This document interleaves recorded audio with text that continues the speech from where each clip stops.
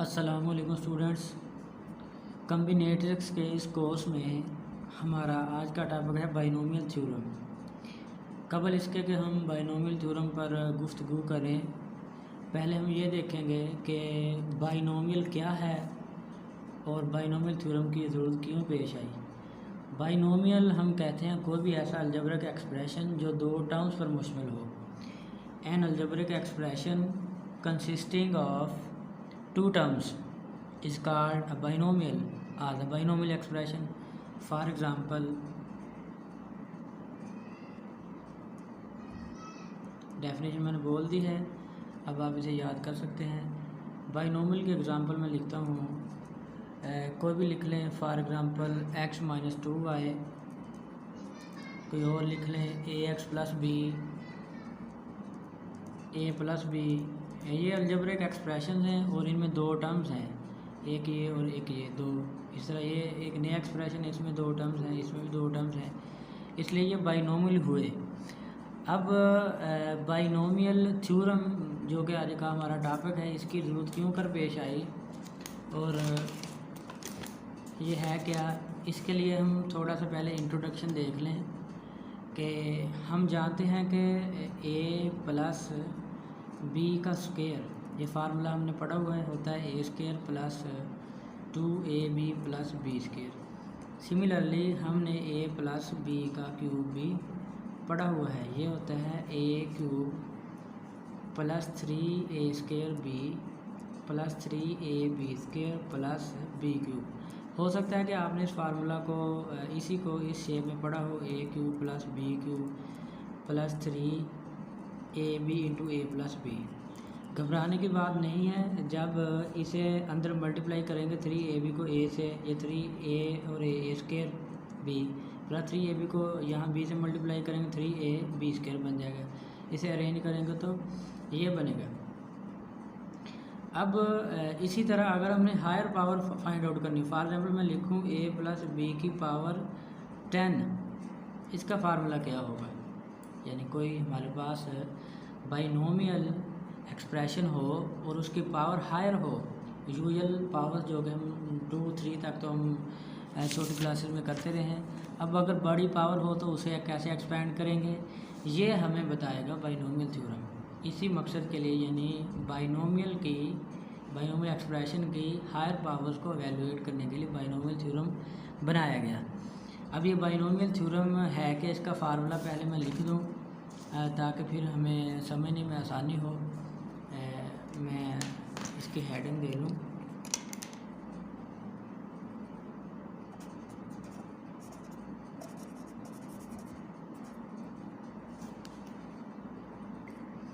Formula है हमारे पास a plus x. ये कोई बाइनोमियल एक्सप्रेशन है, यानी बाइनोमियल है, इसमें दो टर्म्स हैं, a है और x है। Raise power n, n means कोई भी पावर हो सकती है, ये 2 हो सकती है, 3 हो सकती है, 9 हो सकती है, 98 हो सकती है, कोई भी पावर हो सकती है। लेकिन ये ज़रूरी है कि यहाँ पर ये जो n पावर है ये पॉजिटिव इंटीजर हो, मीन्स ये पॉजिटिव पावर होनी चाहिए। नेगेटिव पावर अगर मैं बात करूँ a plus b for example raise power -2, तो ये बाइनोमियल थ्योरम से सॉल्व नहीं होगी। उसके लिए एक अलग से थ्योरम है जिसे हम बाइनोमियल सीरीज़ बोलते हैं, वो भी बिल्कुल इसी तरह है। उस पर भी हम किसी वीडियो में नेक्स्ट में बात करेंगे। बहरहाल अब हमने ये बता दिया कि कोई बाइनोमियल एक्सप्रेशन हो, उसकी पावर n जो कि पॉजिटिव हो, फिर उसे एक्सपेंड करेंगे कम्बिनेशन के through, n combination 0, a raise power n। मैं इसे लिख दूँ फिर इसे एक्सप्लेन करता हूँ। n combination 1 a raise power n-1 और साथ अब b स्टार्ट हो गया, और सॉरी b की जगह x है, यहाँ b नहीं, ये हमारे पास x है, प्लस फिर n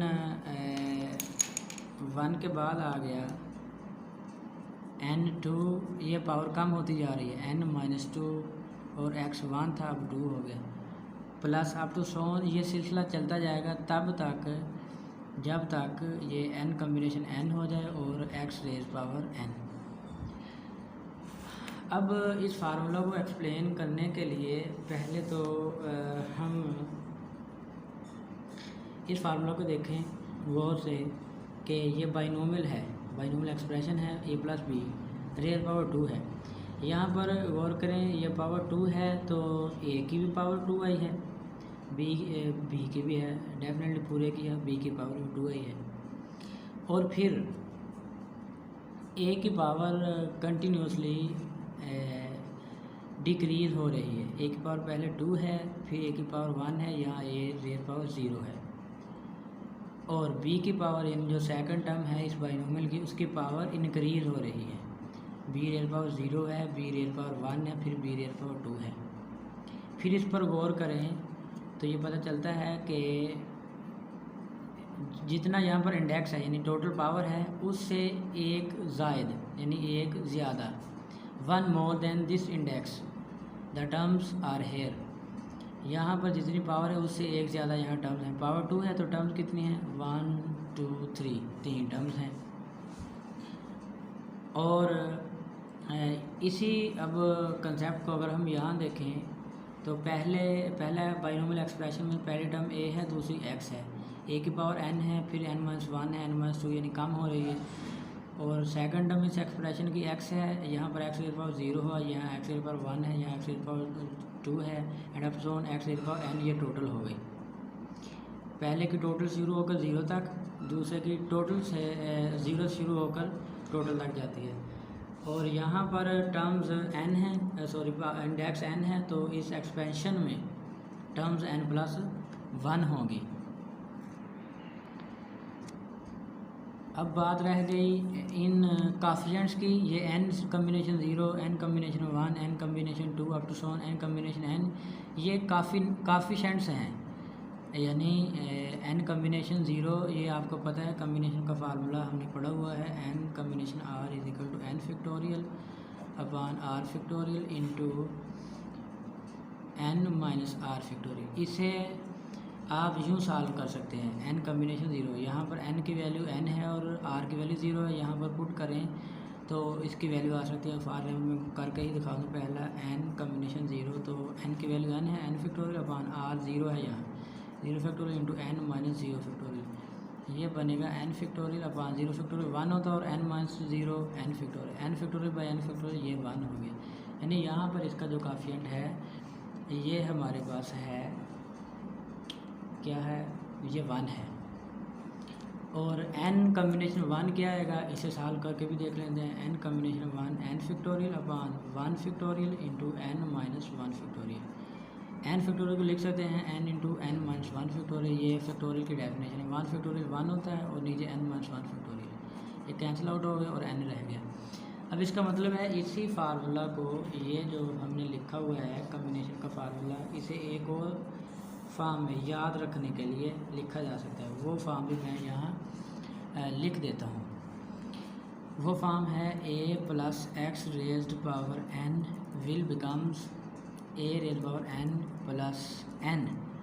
ये यहाँ पर n 0 था, n कम्बिनेशन 0 था, चूँकि n कम्बिनेशन 0 फाइंड किया 1 है तो इसलिए यहाँ पर 1 लिखने की ज़रूरत पेश नहीं आई। फिर n कम्बिनेशन 1 है, इसे हमने फाइंड किया, ये क्या है, n आ गया, बाकी एज इट इज़, ये सारे बाकी एज इट इज़ आएंगे। सिर्फ काफिशेंट्स को हमने आसानी के साथ लिख लिया। प्लस n कम्बिनेशन जो 2 है इसे सॉल्व करेंगे तो ये आएगा n into n minus 1 upon 2 factorial, और फिर a की पावर वही n minus 2 x raise power 2 plus up to so on, ये सिलसिला चलता जाएगा। n कम्बिनेशन n फाइंड करेंगे तो ये भी 1 होगा, आप चेक करके देख सकते हैं। बाकी बच गया हमारे पास x रेज़ पावर n। अब आप फार्मूला को चाहें तो इस फॉर्म में याद रख लें, ये याद रखना ज़्यादा आसान है।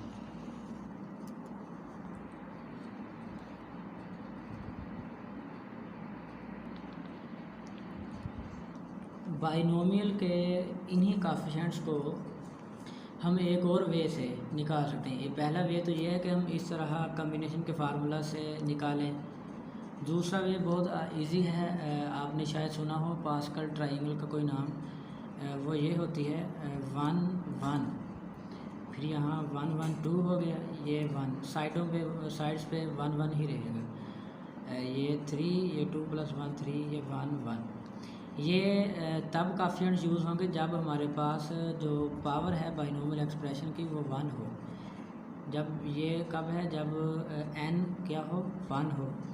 इसे एक्सपेंड करेंगे a plus b raise power 1 तो 1 होगा, और काफिशेंट अब देख लें 1 1 है। ये कब हो गए, ये काफिशेंट्स होंगे जब पावर n इक्वल टू 2 हो। यहाँ पर देखें पावर 2 है तो काफिशेंट क्या है, 1 2 और 1। अब ये देखें ये काफिशेंट्स आएंगे जब पावर यानी इंडेक्स 3 हो। सिमिलरली ये 4, ये 6 1 1 1 एंड सो ऑन। इसे पास्कल ट्रायंगल कहते हैं।